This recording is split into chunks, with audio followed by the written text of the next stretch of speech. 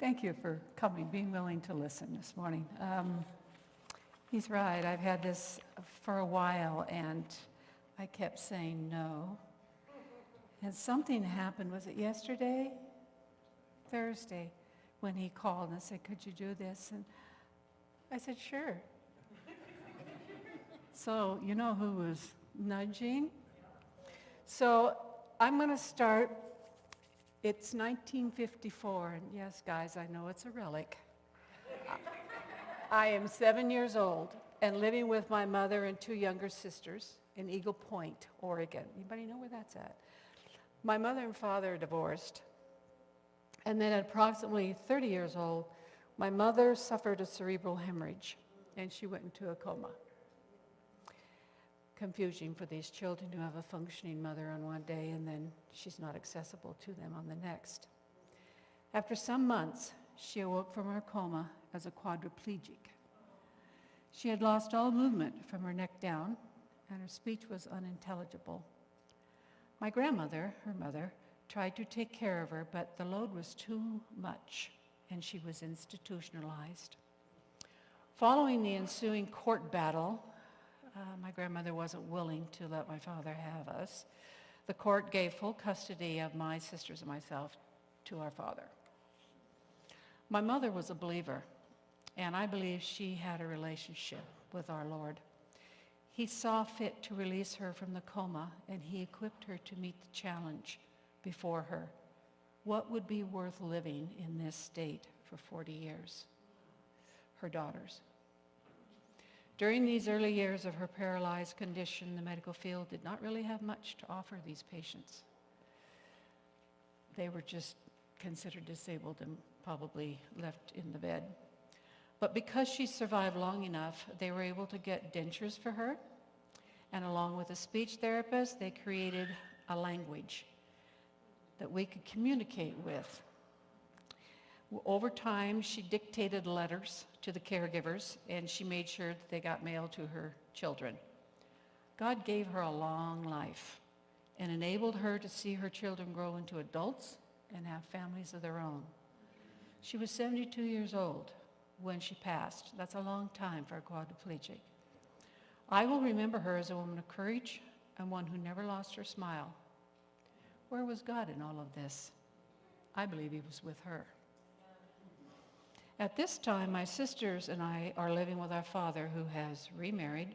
His parents, Grandpa Charlie and Grandma Rose, are Seventh-day Adventists.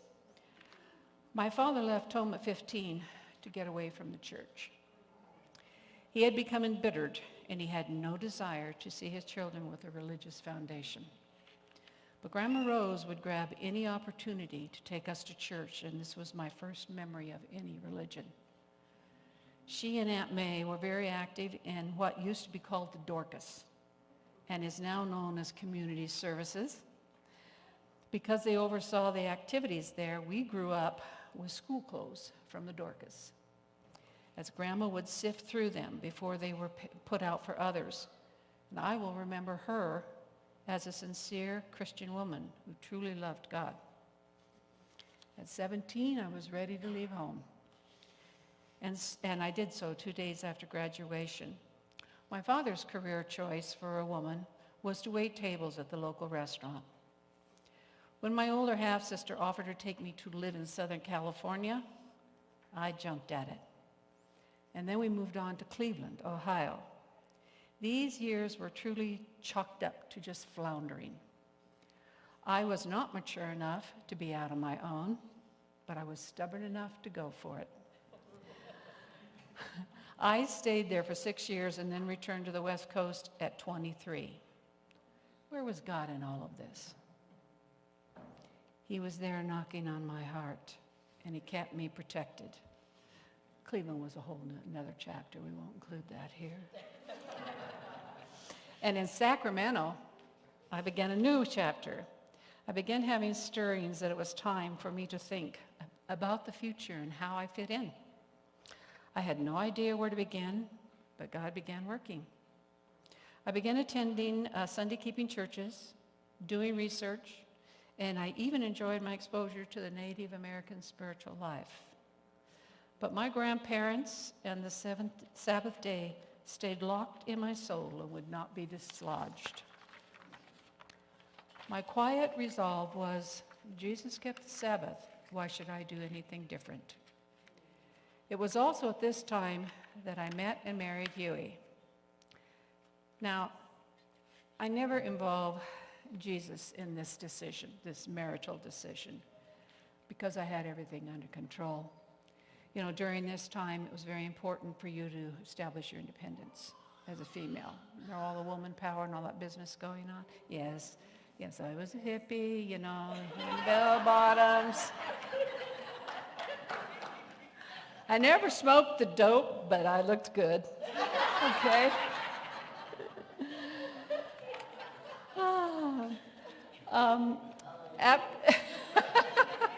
Stupid. After all, I had spent so many years cultivating my independence, it wasn't necessary to involve him. Now, Huey had been married before. He had 2 sons, and then underwent a vasectomy. When he asked me how we were to have children, my answer was, well, I don't know, but it'll work out. And where was God in all this? He was shaking his head at my naivete. In 75, I've now turned 28, and we had settled into married life, but it wasn't long before the desire for a child crept in, my desire. We consulted with a physician in the Bay Area, and this was actually a pioneer who had pioneered a vasectomy reversal, and we decided this was worth giving it a try. Before we could get it scheduled, he had moved his practice to St. Louis, Missouri. That meant Huey would have to fly there, get the procedure done, and return to California all by himself. This he did, and on his return, he was in Chicago for a change of planes. If you Google Wikipedia, you will find that American Airlines Flight 191 crashed just outside of Chicago on May 25th, 1979. All persons aboard were killed. Huey had missed the flight, so he was not on the plane. Now, how do you think that happened? I don't even remember what it was that caused him, that distracted him. But where was God in all of this? I knew, but I hadn't thought to give God the credit for Huey's survival. Finally, in 1982, my first son, Mason, appears on the scene. Now, this was not something that happened really easily. I had undergone my own procedure to encourage a pregnancy, but had actually given up hope. I was preparing to settle into the idea I would not become a mother, but he was the first miracle. Then in 1984, my second son, Micah, is born. He is diagnosed with muscular dystrophy. Now, we able-bodied individuals might consider that a disability, but not Micah. He considered himself handy-capable. He grew into a kind and gentle soul, loved by absolutely everyone. And I'm going to ask you to bear with me for a moment here. I want to read this poem real quick because it says in words everything that I couldn't possibly relate to this experience of having this young man. A special child. You weren't like other children, and God was well aware you'd need a caring family with love enough to share. And so he sent you to us, and much to our surprise, you never were a challenge, but a blessing in disguise. Your winning smiles and laughter, the pleasures you imparted, far outweighed your special needs and melted the coldest heart.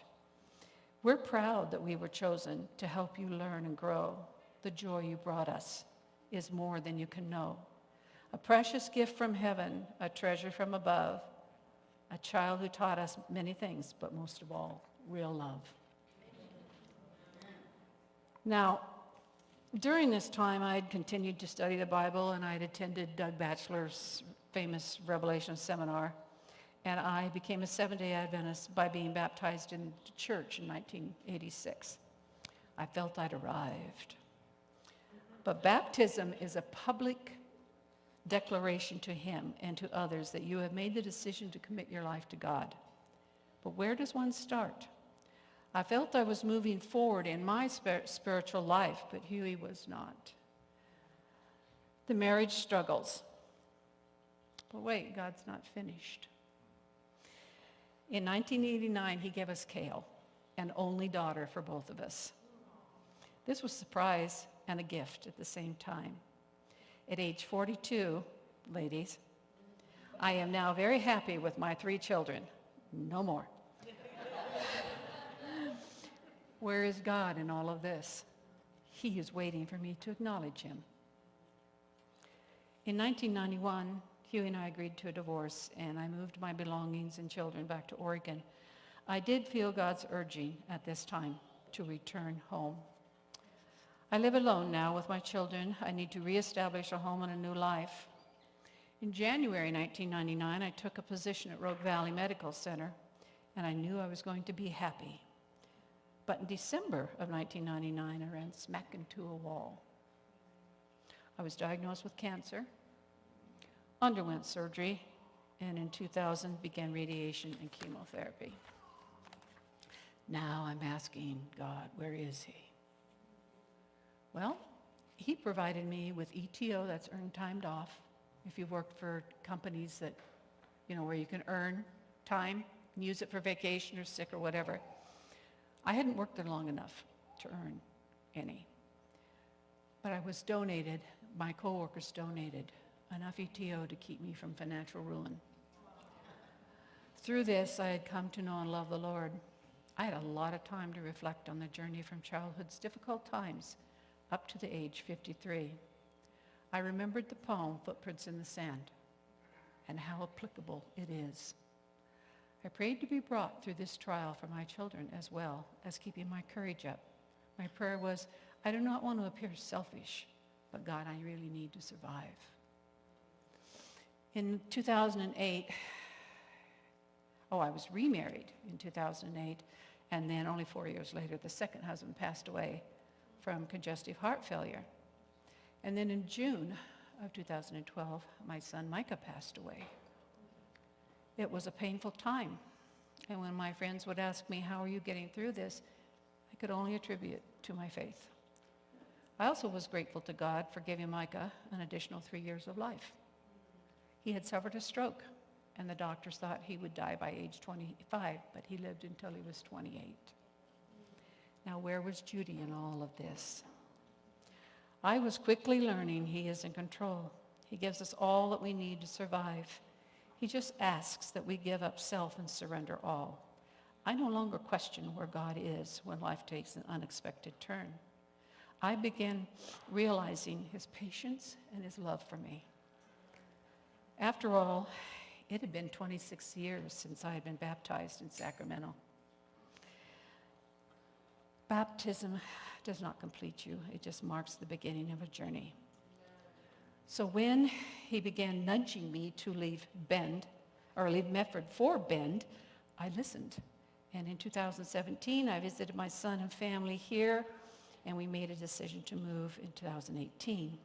Well, after some months of preparing for the house sale, it finally went on the market. Nothing happened, literally nothing. No, nothing. And it's now October, and I was getting very anxious because, snow over here. Now I'm telling God, if he really wants me to move, he will have to get me a buyer. I'd done everything I could. A few days later, there was a knock on the door, and there stood my buyer. After much scrambling between Medford and Bend, a house was located by my son, purchased sight unseen by myself. And as a side note, if you remember that fire that took place over there in 2020, that Phoenix talent, all that decimation, well, the mobile home park that I just sold my home in was one of them. However, my home escaped the fire. And a few others just in that little area. I mean, it was a hot fire. It just burned everything. My sister lost everything. She kept her life. That was it. Even with the flames all around the home I had lived in was spared. Was it protected by angels? I believe it was. Where was God in all of this? Right in the middle where he should be. I prayed for relocation and a church family in Bend, and the Lord delivered. Through all of this, I realized a relationship of complete trust and dependence upon him. I have learned agape love. I can look at my brothers and sisters and sincerely mean it when I say, I love you. However, it's more difficult to love my enemies, so there is work yet to be done. Thank you.